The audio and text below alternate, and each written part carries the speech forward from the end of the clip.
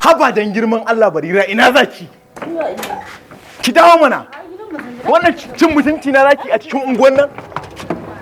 Wai me to me da zaman gidan na? Me a gidan naka ban da tsiya? Me ka tsina na mu? Yanzu saboda Allah me ba muke ba a gidan nan? Barira, saboda kawai ke cin mutunci na shine zaki yayi buje ka. Wai ki zaki tafi gidanku. Me ka tsina na mu a gidan to da zan zauna?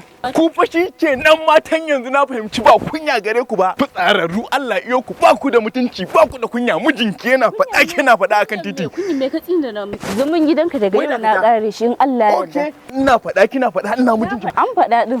Ce me ka tsina na mu? Ni kike ga me na tsina miki? Ni kike ga me na tsina na miki? Kina faɗa na faɗa. Ina mijinki.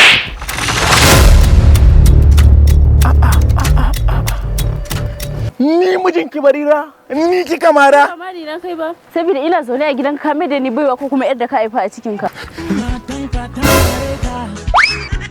Idan matan ka ta mare ka karkara ma samsam ka durkusa ka ce dalin na gode. Idan matan ka ta mare ka Idan matan ka ta mare ka karkara ma samsam ka durkusa ka ce dalin na gode. Domin ka ba ko zan rama ba amma kai zan ci uban.